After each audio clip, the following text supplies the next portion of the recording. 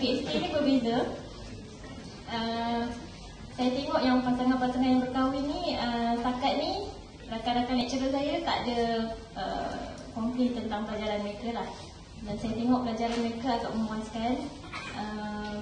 Dan it is quite impressive lah, ada juga student yang cemerlang masa first batch dan merupakan student yang telah berkahwin dan dalam masa yang sama beliau sedang pregnant masa tu ya, which is quite impressive to me lah.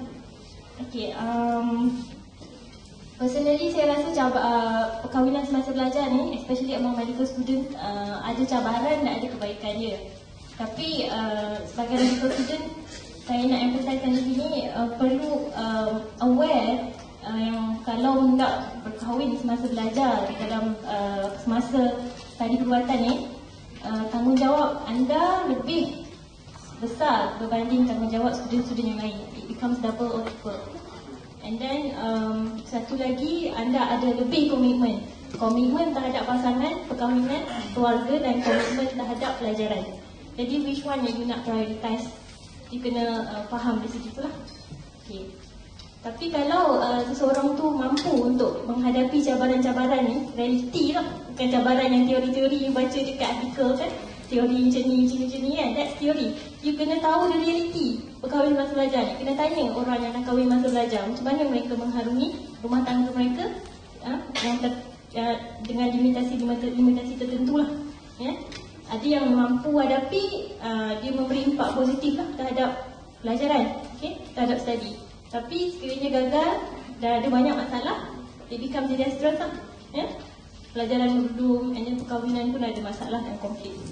Okay. Jadi banyak faktor yang perlu diambil kira ya. Contoh saya nak sebut di sini sikit contohnya macam faktor kemampuan untuk beri tumpuan pada benda-benda ni lah, keluarga dan pelajaran. And especially guys, kalau you tak ada sumber kewangan ya, itu kemampuan dari segi sumber kewangan ya, questionnaire. Kalau lelaki, saya personally nak cari suami yang dah base dari segi ekonomi, personally lah ya. And then dari segi keterbukaan keluarga masing-masing ya, sebab nak belajar, nak sambung belajar, family ada tentangan etc. Okay, and then kesediaan untuk menerima contoh kehadiran cahaya mata, all this unplanned lah, benda-benda yang unplanned. You should welcome those unplanned matters as well. Okay. Tapi kalau Aisyah tanya saya lah personally, kalau tanya saya, okay, saya rasa sebagai seorang pelajar perubatan, sekiranya saya dibagi pilihan lah, okay, saya mungkin memilih untuk mendirikan rumah tangga selepas waktu tamat belajar lah, ya. Sebab personally saya rasa saya punya masa yang terhad dan perubatan ni satu subjek yang sangat tough, dan masa 5 ke 6 tahun tu sangat terhad untuk saya membuktikan potensi saya sebagai seorang pelajar. Okay. And then bergantung pada individu masing-masing lah, ukur baju di badan sendiri. Kalau kita rasa kita mampu untuk menghadapi semua tu, insyaAllah kita boleh teruskan. Tapi sekiranya rasa kita lebih mahu committed terhadap study, jelaskan tekad kita pada waktu itu dan kita tolak ke tepi lah isu-isu perkahwinan tu dan kita fokus pada pelajaran. Jadi itu saja pandangan saya. Terima kasih doktor. Jadi tahu apa yang kita mahu next kita. Okay. Jadi saya teruskan soalan pada Dr. Aziz. Doktor, contoh kalau kita nak masak ayam masak merah, kita perlukan bawang, kita perlukan minyak, ayam dan sebagainya. Dan bukan tahu ada barang je, tapi kita kena tahu macam mana nak masak dia. Jadi soalan untuk doktor, kalau nak masak yang mudah tu pun kita perlukan persediaan. Jadi macam mana kita, apakah lagi nak jadi pelajar perubatan Muslim yang cemerlang, dalam pada masa yang sama kita nak jadi pasangan yang boleh menyumbang kepada satu keluarga yang sakinah. Jadi mohon doktor.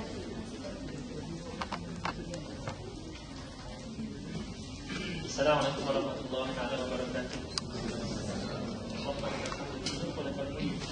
Jadi kalau saya ada saya ucap antara tayyibin wa syahada la ilaha illallah wa li yusalihin wa khalqu syamsi ajma'in wa radhibuhum amma min dabatin fil ardi illa huwa rizquha wa ya'lamu mustaqarra laha kullun fi kitabin mubin. Baiklah, terima kasih saudari pengurusi majlis menarik ya bila saya diberi tajuk ini ataupun soalan. Baru-baru ni saya ada memberi pengisian motivasi di satu kawasan di Utara Perak dengan topik yang lebih kurang sama. Saya letakkan 3 slide ya. Tajuk slide itu tajuk inisiatif ialah Surviving Medical School ya. Slide pertama ada gambar van terbakar bersama seorang lelaki angkat tangan, iaitu Surviving Medical School. Slide kedua ada gambar askar pegang senapang sambil melihat padang pasir. Di belakangnya tertulis Surviving Medical School. Slide ketiga ada gambar tayar terbakar. Ini ada seorang perempuan angkat tangan, Surviving Medical School. Jadi saya tanyalah kepada audiens, yang mana satu yang kamu nak sebagai tema ataupun slide yang menggambarkan kamu semua ni dalam Surviving Medical School. Kamu agak-agak slide mana yang agaknya dipilih oleh medical school, medical student? Master bakar, askar, majoritinya pilih perempuan. Surviving Medical School katanya nak. Jadi mungkin kita menggambarkan bahawa apa yang perlu ada ialah semangat yang kental, atau mungkin perlu ada cabaran, dan mungkin perlu ada bas terbakar. I'm not sure. Bas terbakar itu is question mark. Jadi saya rasa kalau nak summarizekan point saya pagi ni, saya start with the point is begin with an end in mind. Kamu semua pernah dengar ya ni. Betulkan saya kalau saya salah, saya nombor 2. Kedua dalam The 7 Habits of Highly Effective People. I really recommend you baca buku ni. Banyak sunnah-sunnah Islam dalamnya. So begin with an end in mind. Tanya resepi ya. So begin with an end in mind. Ayam masak merah. Ada bawangnya, cara potong bawangnya bulat, ada piece-nya hijau, tidak kecut dan sebagainya. Dah tahu bila waktu nak masuk. Jadi mungkin kena tanya muhasabah pada diri sendiri, why you want to become a doctor? Do you want to become a doctor? Sebab bila nak graduasi nanti tangkap gambar, ada dukung seorang anak dan seorang isteri pegang tangan di sini ya. Sini saya di Belfast tu juga gambar gitu. Saya second year. Alhamdulillah. Ada sini saya seorang lagi pula, 2 anak kembar, masya-Allah ya. Alhamdulillah.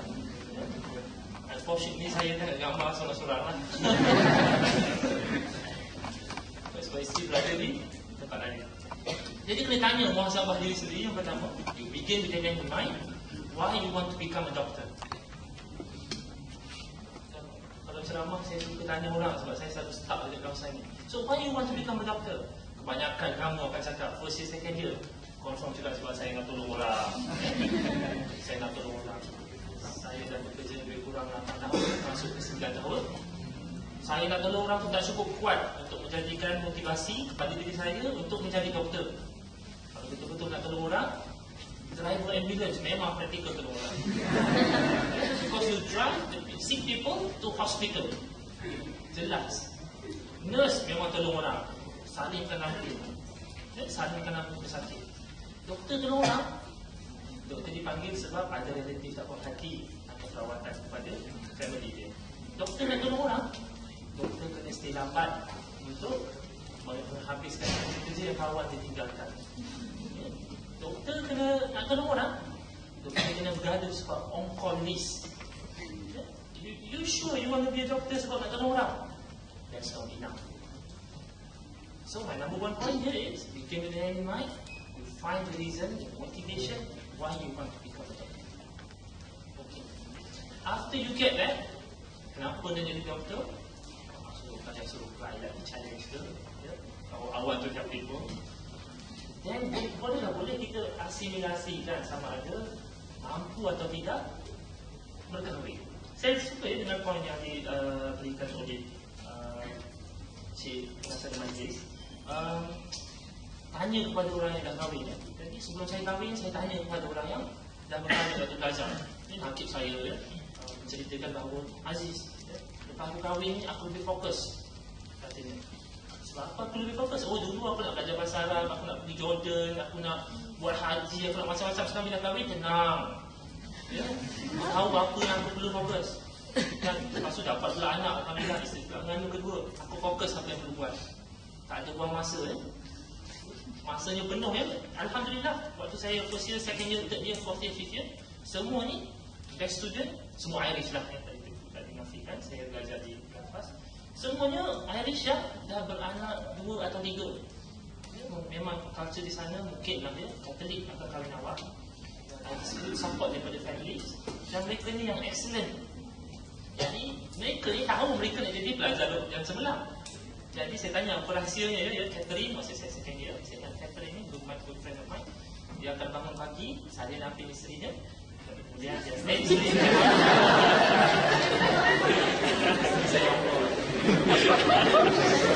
Saya nampil anak dia. Dan kemudian dia belajar. Subhanallah. So dia akan isi ruang-ruang tu untuk dapat jadi pelajar yang cemerlang. Dia mampu buat sedemikian sebab dia ada desire dia nak jadi seorang doktor yang cemerlang. Dan kemudian dia isi ruang-ruang yang tertentu. Kalau tak mampu, waktu tu contohnya saya tak terfikir pada kahwin second year. Dia walaupun senior president dan sebagainya, waktu tu saya rasa precious. Diri saya sangat precious. Waktu lapang saya tu, saya suka habiskan bersama kawan, playboy, magazine. Dia pada waktu tu lah, waktu tu alhamdulillah tak ada Facebook. Kalau ada Facebook saya tak tahu saya ke mana waktu tu. Dia alhamdulillah tak ada blog. Dia walaupun saya buka blog separuh hati dan sekarang ni, alhamdulillah tak ada. Kalau ada saya pun tak tahu ke mana. Sebab apa? Sebab I begin with an end in mind. Saya nak jadi seorang doktor, tapi saya tak mampu untuk menjadi seorang doktor pelajar perubatan yang berkahwin dan mampu mencapai menjadi doktor tersebut. So poin kedua pendek saja 5 minit lagi. Selain daripada you have to begin with an end in mind, cara nak kekuatan, motivasi yang kamu perlu, yang saya perlu, yang kita semua perlu ialah passion. I always repeat this in my own motivational talk. Passion. What is passion? Anybody can talk about this passion. Saya search passion dekat Google. About 1,000, the first 13,000 results is the passion of the Christ.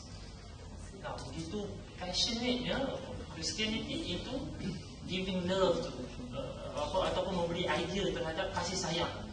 Jadi daripada kamu kena ada semangat yang kental, yang terbakar, akan jadi yes, I want to be a medical student, survive in medical school. I think what you need is the passion. Kekuatan kita adalah bergantung kepada betapa sayang kita terhadap mencapai sesuatu end in mind tersebut. So I tell you a story, short story about Derek Redmond. Saya tak ramai yang tahu pasal Derek Redmond sih. Waktu saya darjah 4 di Olimpik Barcelona, Derek Redmond ni waktu tu is a kemuncak of the career. Dia ni runners, big build, black people, black daripada United Kingdom. Dia hold the British record of 400 meters and 4 times 400. Dia world champions, dia dapat gold. Commonwealth dapat gold, European champions pun dapat gold. So nak compete pada Olimpik ni 1992 Barcelona Waktu saya darjah 4. So what happened is ditakdirkan dia suffered a ruptured hamstring during the first 100 meter kejutan. Ruptured hamstring ni patah dia punya masa tendon tu putus. Subhanallah, sakit dia hanya Allah saja yang tahu. Dia mungkin doktor mengenal yang pernah bekerja di SMC tahu bagaimana ruptured hamstring. It's not cramp, it's 100 times more painful than cramps. So dia ada about 300 meters lagi nak finish. Of course he can forfeit. Minta maaf saya tak dapat. What happened is bapa datang, bapa besar belakang dia. Adakah kamu teruskan dalam kamu balik? Dia kata aku nak teruskan. Jadi ayah dipampah dia. Dan dia terhincuk-hincuk sampailah ke garisan penamat. Masya Allah. That's a passion of a runner. Now what is your passion as a medical student? Do you want to complete this dengan pasangan dan ada anak? Ataupun what? Terima kasih kepada doktor. Jadi doktor yang rasa saya berani kepada Ustaz. Okey, Ustaz, ada orang kata bahagia tu di hati. Bahagia tu bila kita ada keluarga yang baik, kawan yang baik, kerja yang baik. Dan ada pula orang cakap berjaya tu kalau dah dapat masuk sekolah baik, dapat bachelor, master, PhD semua. Jadi soalan saya, boleh tak Ustaz huraikan tentang konsep bahagia dan berjaya dalam Islam yang sebenar-benarnya dalam konteks kami di pelajar perubatan nak jadi doktor dan as a Muslim juga. So apakah kayu ukur untuk kata orang tu dah bahagia dan orang tu dah berjaya dalam Islam? A'udzubillahi minasyaitonir rajim. Bismillahirrahmanirrahim. Assalamualaikum warahmatullahi wabarakatuh. Alhamdulillahirabbil alamin. Wassalatu wassalamu ala rasulil amin wa ala alihi wa sahbihi ajma'in. Amma ba'd. Terima kasih kepada saudari moderator, rakan panelis Dr. Kumastura, Dr. Abdul Aziz, Prof. Syarif, barisan pensyarah Usim, isteri saya yang sama-sama guru setia yang terbabit di dalam penganjuran program ini, sahabat-sahabat, rakan muslimin dan muslimat yang dirahmati Allah Subhanahu wa taala sekalian. Alhamdulillah, syukur pada Allah SWT dapat kita bertemu pada pagi ini dalam satu forum yang sangat bermakna. Walaupun saya tersepit lah, saya rasa soalan yang saya dapat ni senang je, tapi soalan kat belakang tu susah kan. Would you like to say I do to a doctor? Jadi ada orang tengah tunggu jawapan. Isi saya lah tengah tunggu kan. So apa jawapan dia? It was yes. It was a yes. Is it still a yes? Kan ya? Itu satu lagi soalan. Dan saya tak boleh nak jawab dulu. Cuma saya kata saya cadang nak cari penganjur lah untuk buat satu forum lain pula. Ya, tajuk dia, would you like to say I do to an ustaz? Saya rasa soalan tu juga lebih mencabar. Dulu sebelum berkahwin, bila saya sembang dengan housemate, saya kata, housemate tanyalah masa tu balik daripada UK, saya datang ke Jordan. Kawan-kawan tanya kan, dia kata dengar cerita dah tunang, betul ke? Betul, kata kan. Dengan siapa? Dengan student medik lah, dekat Aiden kan. Hantar gila ke? Itu respon pertama. Hantar gila ke? Housemate tanya, pasal apa gila tak kan? Dia kata, nak kahwin dengan doktor nak kena tinggal ke? Nak kena tinggal ke doktor sibuk bla bla bla. Saya tak tahu lah apa asas dia orang cakap macam tu kan. Tapi saya rasa selepas beberapa tahun kahwin, benda tu dah jadi terbalik pula kan ya? Kerana mengahwini seorang ustaz, seorang doktor selalu ditinggalkan. Bukan doktor ustaz yang ditinggalkan. Jadi cabaran berumah tangga ni ialah satu keputusan yang nak dibuat oleh seorang anak muda pada usia 20, 21, 22, 23, 25. Dan keputusan itu mesti valid dan tepat sampailah umur dia 70 tahun. Sampailah dia mati. So it's a big decision to be made by seorang yang sangat sedikit pengalaman, terbatas ilmu pengetahuan dan sisi pandang yang masih ada banyak blind spot. So itu challenge dia. Maka sebab itu saya rasa sangat bagus dan penting untuk forum-forum seperti ini diadakan, bukan untuk melambung-lambungkan impian, tetapi untuk reality check ya, untuk kita sama-sama menilai tentang perancangan hidup kita. Terus kepada soalan yang ditanya oleh saudari moderator sebentar tadi, berkenaan dengan macam mana caranya kita ni nak menjadi orang yang bahagia. Pertama sekali kita kena jelaskan tentang motivasi ataupun motif kita sebagai umat Islam bekerja. Ya, saya ingat kepada satu peristiwa dalam satu riwayat oleh Imam At-Tabarani yang menceritakan bagaimana Nabi SAW melintasi seorang sahabat, iaitu Sa'ad bin Mu'az Al-Ansari. Ya, Rasulullah SAW tengok Sa'ad bin Mu'az ini tangannya melepuh, ya, kulit dia pecah-pecah dan hitam dan kasar tangannya. Jadi kata Nabi SAW, apakah yang telah berlaku kepada tangan kau wahai Sa'ad? Jadi Sa'ad menyatakan bahawa tanganku jadi begini kerana aku mencangkul tanah, kerana aku mencari keperluan pendapatan dan keperluan keluargaku. Jadi Nabi SAW apabila mendengar kata-kata itu, Nabi telah mencium tangan Sa'ad bin Mu'az dan baginda mengatakan bahawa sesungguhnya tangan yang seperti ini dicintai oleh Allah dan Rasul. dan tidak akan disentuh oleh api neraka. Ya, kata baginda sallallahu alaihi wasallam.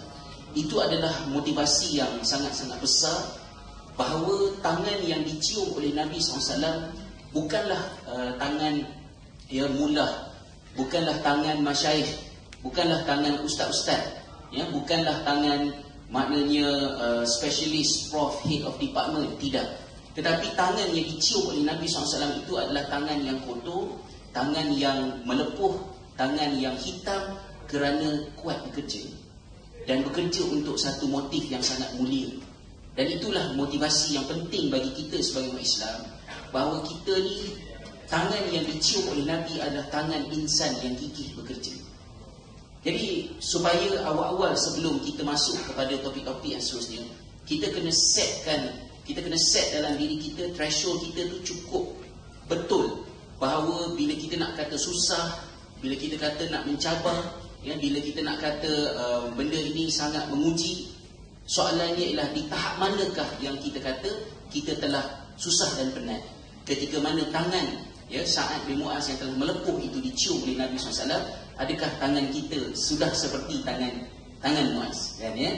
Sa'ad bin Mu'az. Jadi untuk itu, mencari bahagia bukan dengan mengurangkan kerja, mencari bahagia bukan menghindarkan diri daripada cabaran, mencari bahagia bukan dalam keadaan kita escape. Sebab itu ayat pertama yang disebutkan tentang rumah tangga ni, ayat selalu kita rujuk, ialah firman Allah SWT dalam surah Ar-Rum ayat 21, apabila Allah Subhanahu Wa Taala berfirman, a'udzubillahi minasyaitonirrajim, wa min ayatihi an khalaqalakum min anfusikum azwaja litaskunu ilaiha wa ja'ala bainakum mawaddatan wa rahmah. Inna fi dzalika laayatin liqaumin yatafakkarun. Terjemahan dia tak payahlah, ya, sebab pelajar usin hafazan pun banyak, kan, ya. Maknanya boleh cek sendirilah. Cuma saya petik-petik konten yang ada dalam tu, ya. Antara tanda kebesaran Allah ialah Allah jadikan kita ni berpasangan. Dalam arti kata supaya kita ni berkahwin, ya. Dan berkahwin itu ada 3 peringkat untuk mencapai bahagia. Ya. Yang pertamanya, litaskunu ilaiha, supaya dengan perkahwinan itu kamu mendapat sakinah. Itu kebahagiaan yang pertama, dengan berkahwin. Sama ada kahwin masa belajar ke, kahwin lepas belajar ke, kebahagiaan pertama yang Allah janjikan, Allah bagi pada orang yang berkahwin ialah sakinah. Sakinah datang daripada kata akar sakana. Dan perkataan sakana ini ada 2 unsur penting dalam perkataan itu, iaitu yang pertama berhenti, yang keduanya tenang. Ya, berhenti dan tenang. Jadi sakinah ialah satu kebahagiaan yang terhasil apabila kita stop at one station dan kita menikmati kebahagiaan dan rasa tenang kat situ. Jadi maknanya bila kita nak kahwin, nak dapatkan sakinah tu, mindset dia ialah stop searching peaceful from other sources, tetapi kita settle dekat yang satu, iaitu pada suami dan isteri. So kalau kita masih jenis orang yang escapism, ya, stres, kena lari kedai mamak contohnya, kan, ya. Ini contoh-contoh kebahagiaan ada daripada luar, ada daripada dalam. Bahagia daripada luar mungkin warma, ya, lepak kedai mamak, ataupun itu untuk yang level intermediate lah, ya. Kalau level yang profesional sikit, tak balik rumah, sambung kerja, buat overtime, ya, duduk kat pejabat, tidur bawah meja contohnya lah, ya. Saya baca dekat blog saya beberapa tahun yang lepas, suami dengan isteri bergaduh kat blog. Suka saya tengok, suami dengan isteri bergaduh-gaduh. Suami tu isteri jawab, suami lain jawab, kan. Kita berhati sebab dia kata saya kenal dia, saya tak nak interfere lah, ya. Sebab isteri dia kata suami dia malas balik rumah, ya, duduk dekat office lama-lama. Isteri dia doktor lah, ya. Mungkin kontak dia terbalik daripada saya, tapi dia kurang macam doktor Masturah, kan, ya. Isteri doktor, suami bukan doktor. Jadi suami pula balas, dia kata kenapa? Sebab dia kecewa dengan isteri dia, ya. Sebab bila dia balik, isteri dia tak sambut. Dia bukannya nak suruh isteri dia masak sedap-sedap ke, air kosong pun jadilah. Ya. Lepas tu bukan nak minta apa-apa sangat, bukan nak suruh masak saja, cuma telur, goreng telur dengan kicap pun jadilah, kata suami, kan. Tapi isteri dia tak buat. Macam-macam lagi mereka komplain, bergaduh kat situ. Jadi suami dia lepak dekat office. Jadi poin saya ialah syarat pertama untuk kita nak kahwin ialah kita nak dapatkan sakinah tu, kita mesti jadi orang yang boleh settle. Ya. Bila dah kahwin maknanya stop dah. Di situlah station kita, di situlah kita enhance everything untuk mencapai ketenangan. Tetapi sakinah yang diberikan oleh Allah pada orang yang berkahwin tidak akan berkembang. Dia seperti benih. Yang benih itu menuntut untuk dia dibaja, diberikan penjagaan untuk mencapai kebahagiaan yang kedua, iaitu mawaddah. Ya. Apakah dia mawaddah? Ulama tafsir menafsirkan mawaddah sebagai al-hubbus sa'id, cinta yang bertambah. Cinta yang bertambah. Macam mana cinta tu nak bertambah? Cinta itu bertambah hasil daripada penyelesaian cabaran-cabaran dalam rumah tangga. Ada masalah, selesaikan. Tambah satu lagi cinta. Ya, sakinah awal-awal lah masa inai jari itu sakinah. Ya, lepas 2 tahun kahwin, true colours keluar. Ya, suami pemalas lah, isteri ni lah, itulah apa semua. Segan isteri ada kat depan.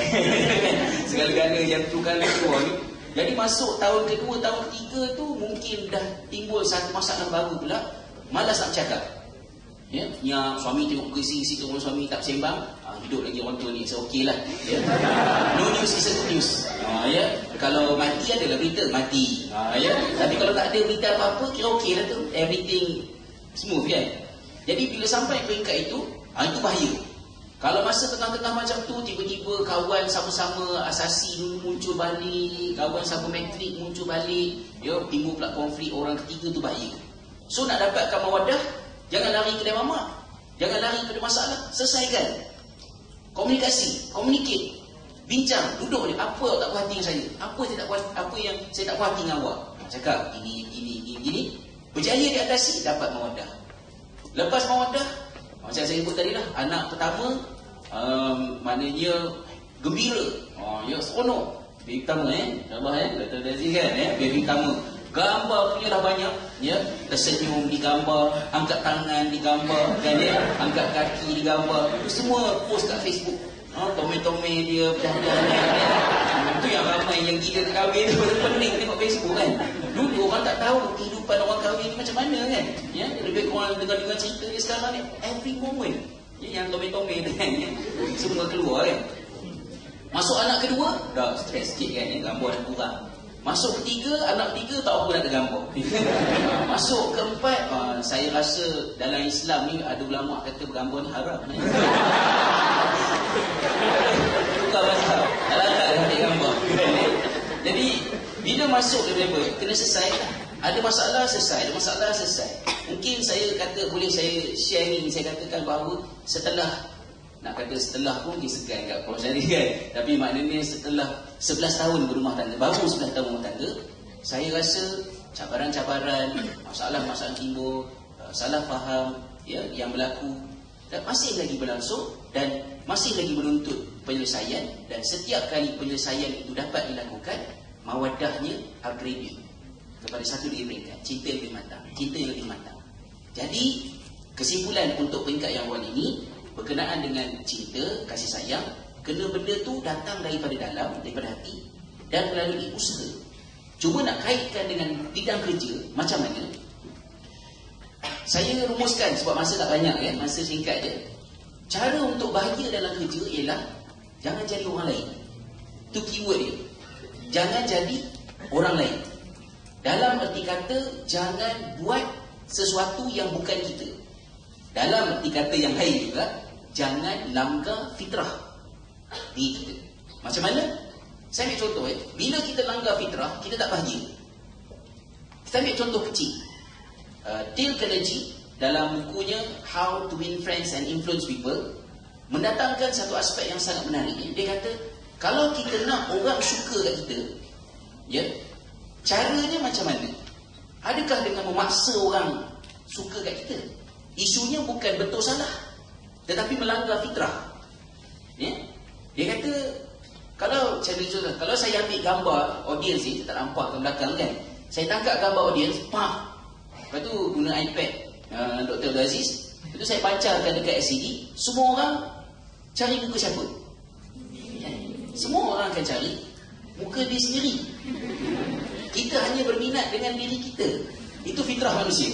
Ya, we are interested, kita berminat dengan diri kita sendiri. Tiba-tiba bila kita sebagai pensyarah, kita sebagai pendakwah, sebagai ustaz, kita harap orang minat kat kita go against the fitrah. Bukan salah, tapi susah. Jadi cara yang hebat untuk menjadikan kita boleh pengaruh orang ialah kita kena interested dengan benda yang mereka interest, iaitu diri masing-masing. So kita kena interested dengan diri dia. Jadi Nabi SAW apabila mendidik dan memimpin, Rasulullah SAW tu melihat orang di depan dia bukan sekadar satu manusia, tetapi di hadapan itu adalah manusia yang di belakangnya ada kehidupan. Dan bagi dia interested, ya, family macam mana. Ini semua kan dalam satu artikel terbaru saya, bukan terbaru, lebih kurang seminggu ni, sahabat-sahabat khusus dengan Nabi SAW, sahabat ni demotivated, 20 malam duduk dengan Nabi, mukanya tawar. Ya, kisah Muawiyah As-Sulami, Malik bin Al-Khuwairith radhiyallahu anhu. Dia cerita mana mereka ni hilang motivasi. Nabi nampak. So Nabi tanya, kamu semua ni rindukan family ke? Mereka kata ya. Rindukan siapa? Jadi mereka pun cerita, ni seorang rindukan mak, rindukan ayah, rindukan adik-beradik semua. Nabi dengar. Ya, tak ada pula Nabi kata, mana Allah lembiknya kan, nak mengaji dengan aku, datang ke Suhaidensi, baru 20 hari tak balik rumah dah muka monyong, baling dengan getah madam gitu kan. Tak ada. Nabi dengar cerita. Akhirnya apa kata Nabi SAW? Kalau macam tu, baliklah. Ya, udu ila ahlikum, balik kepada keluarga kamu. Semayang dengan mereka. Kalau dah masuk waktu yang paling azan dan yang paling tua imamkan, maknanya Nabi SAW interested dengan family mereka. So itu contoh ikut fitrah lah. Dan yang keduanya, untuk bahagia juga, jangan jadi macam orang lain. Jangan jadi orang lain. Jangan nak jadi Ustaz Zizat, jangan nak jadi Dr. Abdul Aziz, jangan jadi Prof. Syarif. Kita telah ada cukup Dr. Abdul Aziz di dunia ni, seorang ni. We had enough Ustaz Zizat, seorang dah ada ni. We had enough Dr. Kumasturul, seorang. Tak payah ada Dr. Kumasturul ketiga, keempat. Semua orang kena jadi diri masing-masing. So bila perhatikan orang, kita mengambil, kita inspired, tapi bukan kita nak jadi macam dia. Kerana bila nak jadi macam orang, kita stres. Dan paling penting, ujung saya letak ni dalam masa yang terbatas ini, yang paling penting jangan jadi macam orang tu, kena jadi diri kita sendiri. Diri kita siapa? Mungkin nama lain-lain, tapi ada satu titik persamaan. Kita adalah hamba dan khalifah Allah Subhanahu wa Ta'ala. So bila buat kerja, nak bahagia, kena bawa dimensi hamba dan dimensi khalifah. Dimensi hamba ialah buat kerja lillahi ta'ala. Lillahi ta'ala, Cikgu Ghaffar dah sebut masa dah jam 4 tu, tahun 4. Ya. Belajar apa? Kenapa semayang? Lillahi ta'ala. Ya, maknanya daripada lillahi ta'ala klise. Boleh jadi klise. Tetapi semakin usia kita meningkat, lillahi ta'ala akan semakin mencabar motif kita buat kerja. To what extent you buat satu kerja, lillahi ta'ala. Ya? Kalau seorang yang disebut the unsung hero, dalam semua pejabat ada the unsung hero. Siapa mereka? Orang-orang yang balik lambat 5 minit pada orang lain. Ya? Kenapa balik lambat? Orang lain pukul 4.30 meja dah clear dah, tunggu tiup whistle break, balik pukul 5 kan. Dia pukul 5, dia pergi bilik air, ketatkan kepala baik, tengok kawan sebelah soliter tak tutup lagi, dia tutupkan kan, ya. Kemudian maknanya tengok tingkap dah tutup, ya. Kemudian kipas semua dah tutup, dia balik lebih 5 minit. Kalau dia buat kerja itu bukan lillahi ta'ala, sampai berapa lama dia sanggup nak buat kerja? Siapa nak appreciate? Kalau bos tanya untuk evaluation SPPA dah dibatalkan tu kan, ya, apa jasa awak kepada organisasi ni? Saya ketatkan kepala baik 3 tahun. Siapa nak layan? Tak ada orang pandang pun. Tapi kalau lillahi ta'ala, then Allah is my true CEO, nothing is too small to be done in the nice way. Itu pertama, ya. Jadi sebagai hamba Allah juga, kita buat kerja untuk memberi. Ya, memberi dalam arti kata bukan soal memikirkan apa yang saya dapat. Awal-awal mungkinlah, ya, masa peringkat PTPTN, mungkin gaji tu mungkin boleh menjadi motif. Tapi akan sampai satu peringkat kerja, tak tahulah, tu kena tanya doktor-doktor dah senior kan. Kalaulah ada orang boleh gantikan kerja kita, terbagi duit kat dia, mungkin ada orang sanggup. Sebab apa yang kita terima dah tak cukup dah. buat kerja. Sebaliknya, dia kena balik pada nature kita. Sebab kita hamba Allah, maka yang memberikan makna yang betul-betul beri kita buat ialah apabila kita dapat memberi rather than menerima. Dan sebagai khalifah Allah, the very last point, kita juga melakukan satu-satu kerja secara yang terbaik. Ya, khalifah maknanya buat kerja mesti benchmark yang terbaik. Seperti kata Martin Luther King Jr. kan. Saya tulis sikit dekat Facebook saya pagi tadi sebagai peringatan untuk kepada saya. Dia kata, kalau ditakdirkan kamu itu menjadi seorang tukang sapu sampah, maka sapulah sampah seindah lukisan Michelangelo. Sapulah sampah semerdu lagu Beethoven. Ya, sapulah sampah ya dengan cara yang secantik itu sehingga penghuni syurga, kata dia, dan manusia yang memerhati terhenti seketika memerhatikan kerja kamu dan berkata, ada seorang menyapu sampah seindah lelaki ini. Jadi maknanya, buat kerja, you subordinate ke, you atas ke, you bos ke, you bawah ke, you kerja cleaner ke, you kerja apa saja yang memasukkan kita ke syurga Allah SWT, begin with the end in mind, syurga akhirnya, bukanlah kerana kita punya jawatan, bukan kerana apa pangkat dan specialization kita, tetapi di mana saja position kita berada, we are always doing our best. Kerana yang best itu adalah benchmark Allah Subhanahu wa Ta'ala. So kalau kita boleh bawa benda tu, mungkin sedikit demi sedikit kita akan dapat menikmati rasa tenang, rasa bahagia. Dan pada pandangan saya, kebahagiaan bukan destinasi, tetapi kebahagiaan adalah suatu perjalanan. So you have to take the process, dan insyaAllah kebahagiaan itu akan datang. Sebelum kebahagiaan yang hakiki benar-benar datang, iaitulah yauma la yanfa'u malun wala banun illa man atallaha biqalbin salim. Hari yang sudah tidak lagi bermanfaat untuk segala harta dan anak pinak dibawa sebagai sumber kebahagiaan dan makna hidup, melainkan orang yang datang kepada Allah dengan membawa hati yang sejahtera. Maka peliharalah hati, yang berhati-hati menjaga hati, kerana hati itulah ya titik bahagia untuk kita di dunia dan di akhirat, insya-Allah. Wallahu a'lam. Terima kasih Ustaz.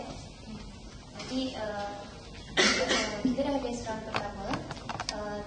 Kita akan proceed kepada round kedua yang mana saya rasa lebih menarik sebab dia adalah lebih pada sharing moment. Dan istimewanya kita pada hari ini adalah kerana panel kita terdiri daripada pelbagai latar belakang. Ada yang doktor kahwin doktor, ada yang doktor kahwin bukan doktor, ada yang doktor kahwin doktor. Jadi menurut menganjur, signifikannya kita buat macam ni adalah untuk memaksimalkan ruang perkongsian. Jadi kita berasa ni boleh melihat kehidupan ni dari banyak sudut dan sisi. Jadi tanpa lengah masa, kita kepada Dr. Gu. Doktor, kita maklum yang doktor ni dimomokkan dengan kerja banyak, sibuk, busy dan sebagainya. Dan mungkin doktor boleh kongsikan pengalaman doktor yang berkahwin dengan pasangan yang bukan sama bidang. Mungkin ada cabaran-cabaran, tips pengalaman yang doktor ingin kongsikan dengan kami semua. Terima kasih Aisyah. Soalan yang menarik sebenarnya. Pengalaman tu saya rasa mungkin lebih kurang sama dengan isteri Ustaz Hamzah, Dr. Umar. Saya sebagai seorang doktor berkahwin dengan suami yang bukan di bidang tugas yang sama. Jadi cabarannya sebenarnya yang paling utama tu saya rasa nak memberi faham kepada bakal suami lah sebelum dia berkahwin dengan saya kan, tentang nature kerja kita ni macam mana. Sebab bagi saya agak sukar bagi seorang lelaki kalau dia nak kahwin tu probably mungkin dalam hati dia calon isteri ni mesti yang boleh serve as isteri lah, isteri solehah yang boleh komitmen kepada keluarga tu lebih kan. Jadi saya pertama sekali saya rasa agak sukar untuk saya memberitahu tentang nature kerja saya kepada beliau lah. Okay. Jadi pada tahun awal perkahwinan tu saya cubalah memberitahu dari segi kerja saya ni nature-nya yang macam mana, jangka masa kerja yang panjang, contohnya kita on call kan, sometimes 24 hours, kalau houseman tu sometimes direct lah 24 hours on call, lepas tu sambung lagi dengan kerja biasa kita kan. And then bila letih, tiredness lah, and then bila balik rumah pun mungkin suami expect macam Ustaz cerita tadi, kita sambut dengan apa, kita tersenyum, muka pun dah tak larang nak senyum sebenarnya kan, cuba juga senyum lah kan. Tapi dengan sleep deprivation yang balik tu memang nak ngadap katil je lah, nak tidur, nak tutup semua. Okay? Jadi cabaran tu lah nak memahamkan beliau tentang perkara-perkara macam ni lah. Okay. Yang kedua dari segi komunikasi, macam environment kerja beliau tak sama dengan saya. Jadi kadang-kadang kita nak cerita masalah di hospital ataupun apa, kita just nak sharing lah. Tapi macam susah nak tembus sikit lah, sebab dia punya term tu lain.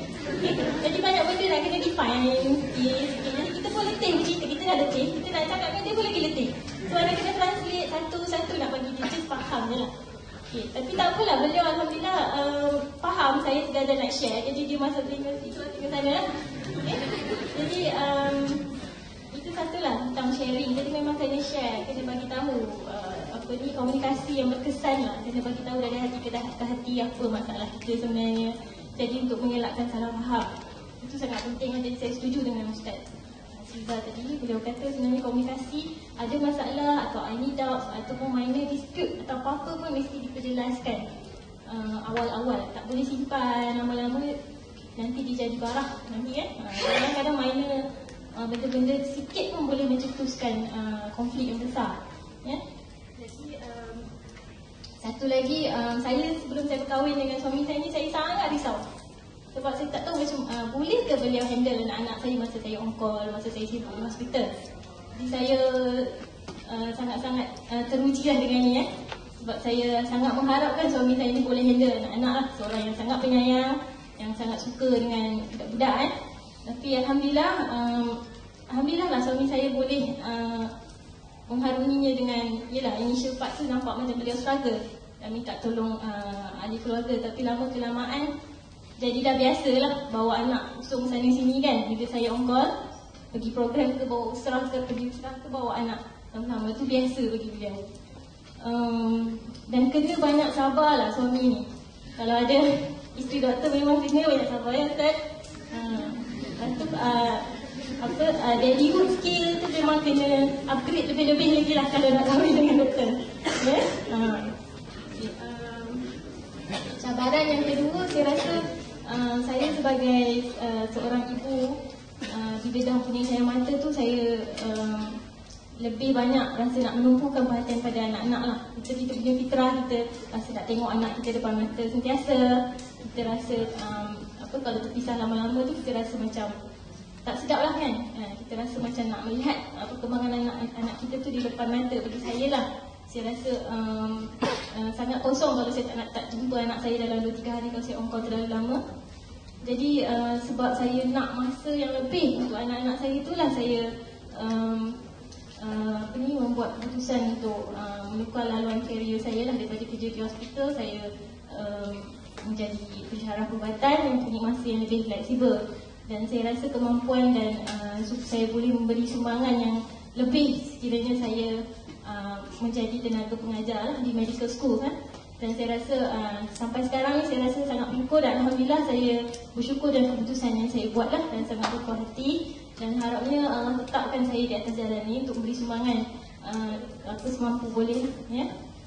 Dan yang ketiga ni cabaran saya rasa dari segi keluarga, komitmen keluarga. Sebab kenduri kendara masa saya bekerja di hospital lah, komitmen kenduri kendara, cuti, ziarah sakit, ziarah macam-macam, nak belancong. Kadang suami family ajak pergi, dia tak dapat pergi kan?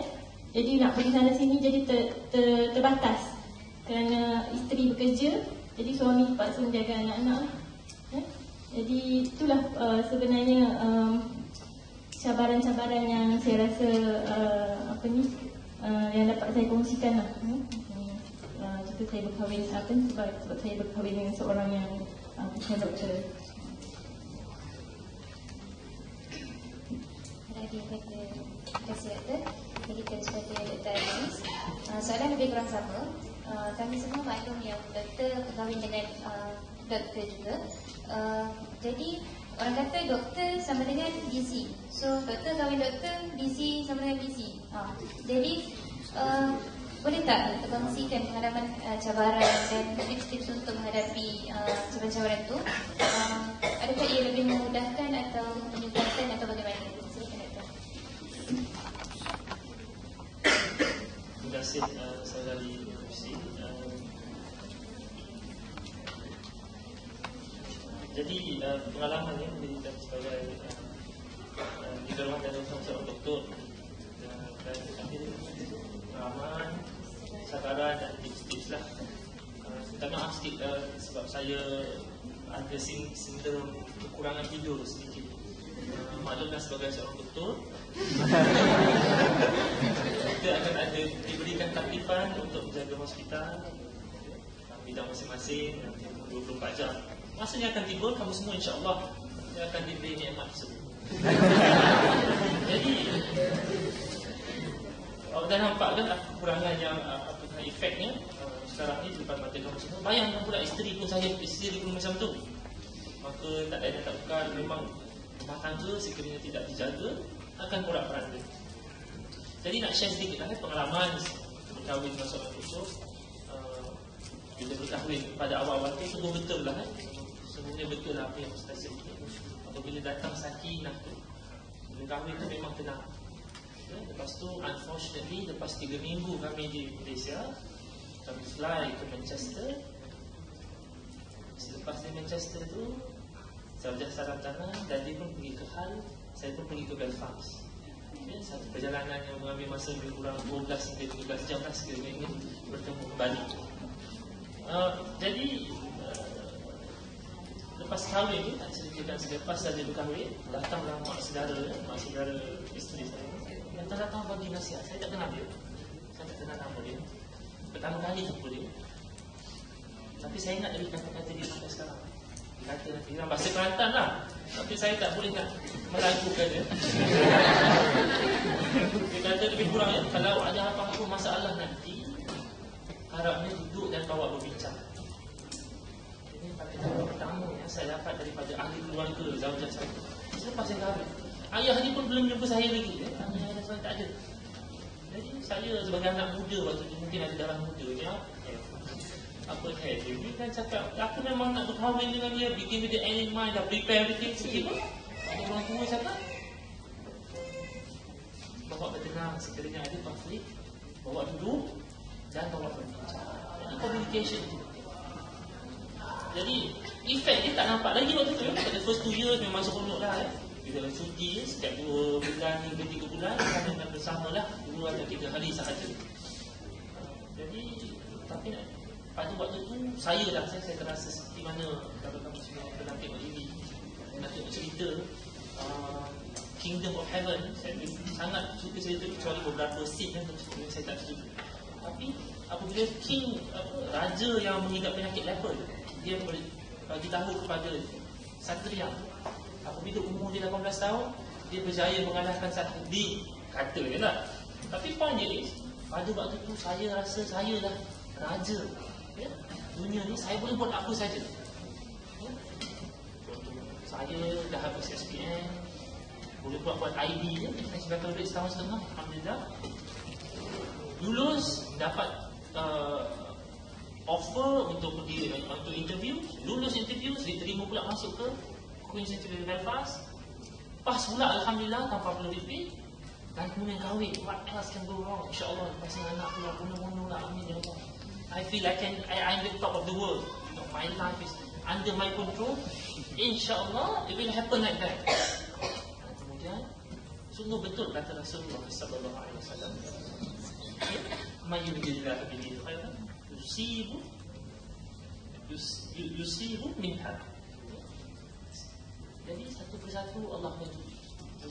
Bila jumpa dengan isteri, ada problem, semua problem. Bawa isteri. Saya pergi jumpa isteri, saya pula sakit, dia dapat sepsis.